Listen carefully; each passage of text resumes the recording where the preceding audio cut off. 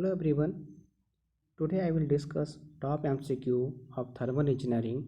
It is very helpful for 4 semester diploma and BTech engineering and also helpful for various competitive exams. Let us now discuss about various MCQ questions. First question is which of the following is a non-renewable source of energy?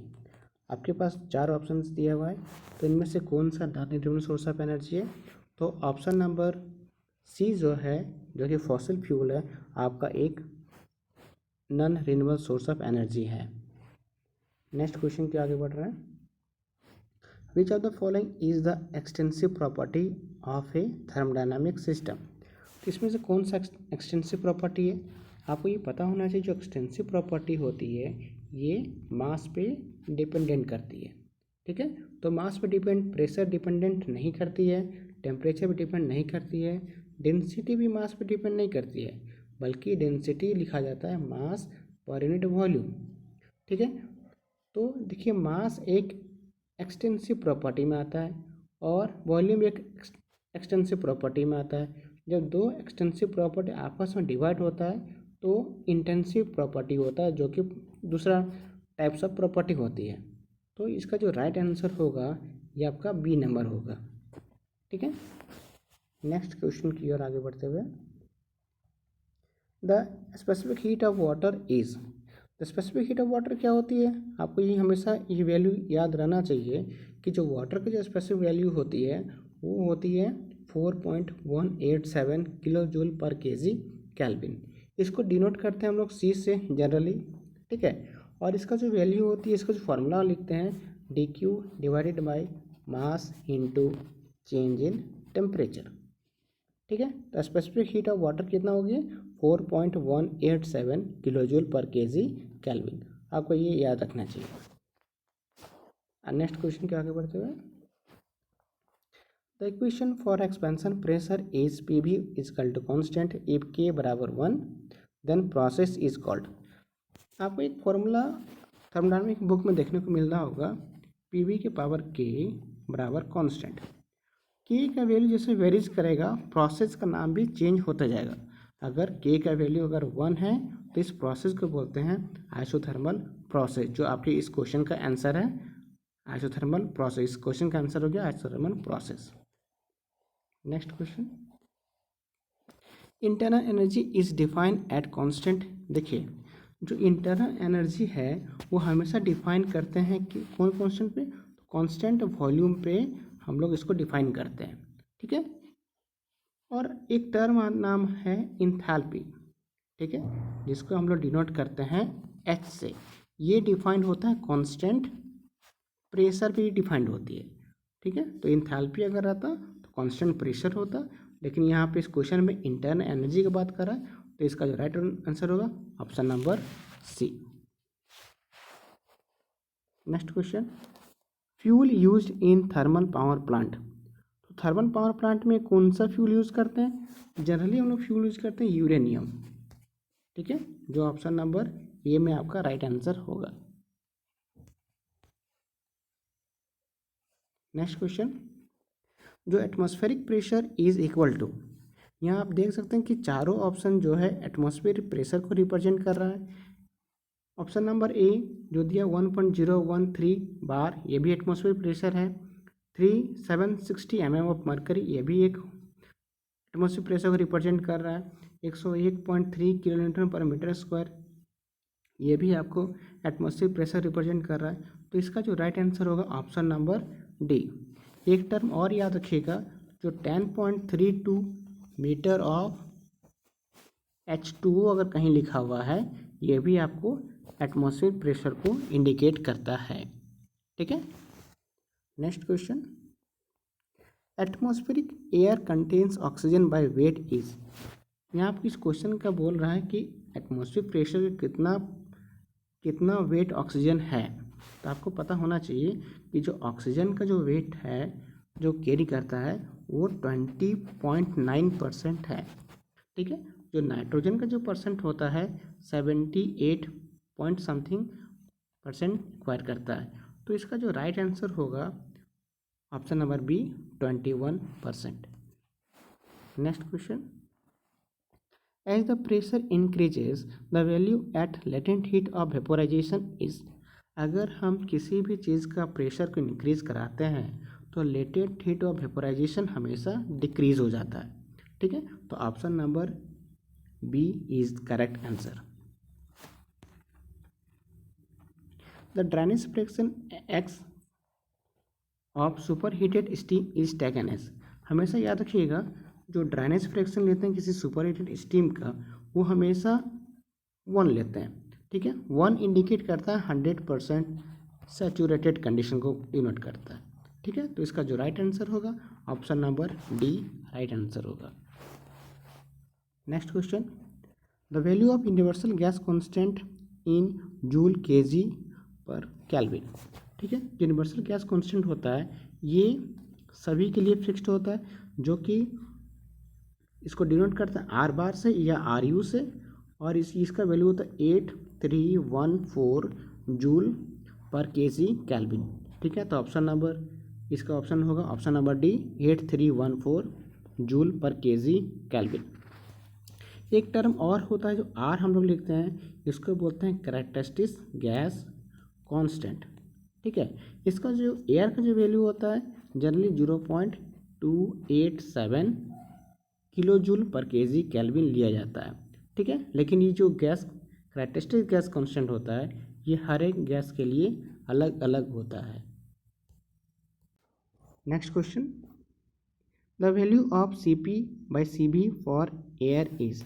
देखिए, CP का मतलब heat capacity at constant pressure and heat capacity at constant volume किसी air के लिए। तो याद रखिएगा, जो CP होती है किसी एयर के लिए 1.005 किलो जूल पर केजी केल्विन होती है। ठीक है, CB का जो वैल्यू होती है वो होती है आपका 0.718 किलो जूल पर केजी केल्विन। अगर आप दोनों को डिवाइड कीजिएगा तो अप्रॉक्स 1.399 के आसपास आती है। तो इसका जो आंसर राइट आंसर होगा 1.4 आंसर राइट होगा। और इसको हम लोग डिनोट करते हैं CP/CV डिनोट करते हैं गामा से। ठीक है, next question, which of the following is a fire tube boiler. इन चारों में से फायर ट्यूब बॉयलर कौन सा है, आपको ये पता होना चाहिए। जो फायर ट्यूब बॉयलर होता है ये फायर कहाँ पे होता है, इनसाइड में होता है, और वाटर जो फ्लो होता है वो आउटसाइड में होता है। ठीक है, तो यहाँ पे देख सकते हैं जो बेबकॉक एंड विलकॉक्स है ये एक वाटर ट्यूब बॉयलर होती है, लेमाउंट भी एक वाटर ट्यूब बॉयलर है, लोफर बॉयलर भी एक वाटर ट्यूब बॉयलर है। तो इसका जो राइट आंसर होगा option number C Cochran boiler एक फायर ट्यूब बॉयलर है, और चॉकरन बॉयलर एक वर्टिकल टाइप बॉयलर भी होता है। Next question, the ratio of actual vacuum to ideal vacuum in a condenser is known as. तो हमेशा एक याद रखिएगा, जो वैक्यूम एफिशिएंसी होता है वो हमेशा actual vacuum divide by ideal vacuum के बराबर होता है। तो ऑप्शन नंबर सी जो है इसका करेक्ट आंसर होगा। ठीक है, आगे क्वेश्चन के आगे बढ़ते हुए, thermal conductivity of solid metal with rise in temperature. आपको ये पता होना चाहिए कि जो थर्मल कंडक्टिविटी होती है किसी सॉलिड के लिए, अगर इसको डिनोट करते हैं के से, अगर इसका टेम्परेचर अगर इंक्रीज कराया जाए तो थर्मल कंडक्टिविटी जनरली डिक्रीज हो जाती है। ठीक है, लेकिन डिक्रीज किसी एक्सेप्शनल केस में ये हर एक सॉलिड के लिए लागू होती है। कुछ एक्सेप्शनल केस है, जैसे कि एल्युमिनियम के केस में अगर एल्युमिनियम कंसीडर करोगे सॉलिड में तो टेम्परेचर को बढ़ाने से थर्मल कंडक्टिविटी इंक्रीज हो जाएगा। लेकिन ये किसी सॉलिड मेटल के लिए बोला हुआ है, यानी कि कोई स्पेसिफिक तो बोला नहीं हुआ किसी के लिए। तो इसका जो राइट आंसर होगा ऑप्शन नंबर ए करेक्ट होगा। Next question, energy of an isolated system. ठीक है, तो आपको पता है आइसोलेटेड सिस्टम क्या होती है, इसमें मास और एनर्जी दोनों फिक्स्ड होता है। मास भी फिक्स्ड है और एनर्जी फिक्स्ड होता है। तो आपको ये चीज़ ये बताता है कि एनर्जी ऑलवेज कंजर्व्ड है, मतलब फिक्स्ड है, एनर्जी ना ही चेंज हो सकता है। ठीक है, जैसे इसका एग्जांपल क्या हो सकता है, जैसे यूनिवर्स इसका एग्जांपल है, और आपका थर्मस भी सही एग्जाम्पल हो सकता है। तो बहुत सारे एग्जाम्पल हो सकता है आइसोलेटेड सिस्टम का। ठीक है, हमको पता है 3 तरह का सिस्टम होता है, open system, close system, isolated system. तो इसमें से एक सिस्टम है आइसोलेटेड सिस्टम, जो कि एनर्जी और मास दोनों का दोनों फिक्स्ड होता है। और इसका जो राइट आंसर होगा option number A, always conserved. Next question, which of the following is irreversible process. ठीक है, तो इरिवर्सिबल प्रोसेस कौन सा है, आपको ये पता होना चाहिए। जो थ्रॉटलिंग प्रोसेस होता है वो एक इरिवर्सिबल प्रोसेस है।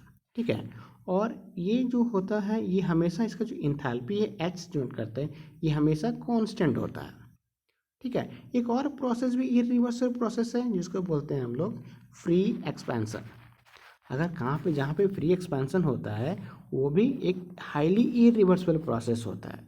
ठीक है, तो ऑप्शन ए करेक्ट आंसर है, थ्रॉटलिंग प्रोसेस। ठीक है, next, which of the following is the intensive property of A thermodynamic system. आपको पता होना चाहिए जो इंटेंसिव प्रॉपर्टी होती है ये तो मास पे डिपेंड नहीं करती है। ठीक है, मास पे डिपेंड नहीं करती है। तो यहाँ पे देख सकते हो वॉल्यूम, एनर्जी और चार्ज, ये तीनों का मास पे डिपेंडेंट करती है। तो इसका जो करेक्ट आंसर होगा option number A, thermal conductivity जो है मास पे डिपेंड नहीं करती है।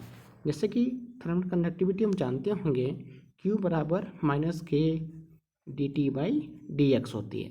तो यहाँ पे मास का कोई कंसेप्ट नहीं है, इसीलिए मास पे डिपेंड नहीं करती है। ठीक है, नेक्स्ट क्वेश्चन की ओर, internal energy is the, internal energy क्या है, क्या बाउंड्री फिनोमेना, क्या प्रॉपर्टी है, क्या पाथ फंक्शन है। तो आपको पता होना चाहिए जो वर्क होती है और जो हीट होती है ये दोनों के दोनों बाउंड्री फिनोमेना और पाथ ऑफ द सिस्टम है। ठीक है, तो यहाँ पे जो आंसर होगा एनर्जी किसी चीज़ का प्रॉपर्टी होती है, वो बॉडी में हम प्रॉपर्टी के रूप में बिहेव करती है। ये करैक्टरिस्टिक्स ऑफ द सिस्टम होती है, कौन, इंटरनल एनर्जी। और याद रखिए जो इंटरनल एनर्जी होती है ये आपका फंक्शन ऑफ टेम्परेचर होती है, ये टेम्परेचर पर डिपेंड करती है। ठीक है, नेक्स्ट क्वेश्चन की ओर, Clausius inequality cyclic integral of D Q by T बराबर 0 रिप्रेजेंट्स। देखिए एक cyclic integral D Q by T होती है, याद रखिएगा हमेशा लेस देन इक्वल टू 0 होती है। अगर लेस देन है इसका मतलब होती है इरिवर्सिबल होती है, अगर बराबर है इसका मतलब है वो रिवर्सिबल बताता है। ठीक है, और अगर ग्रेटर देन है तो ये इम्पॉसिबल बताता है। ठीक है, तो यहाँ पे बताया कि ये बराबर 0 इसका मतलब ये रिवर्सिबल होगा, तो option number B right answer होगा। Thank you for watching.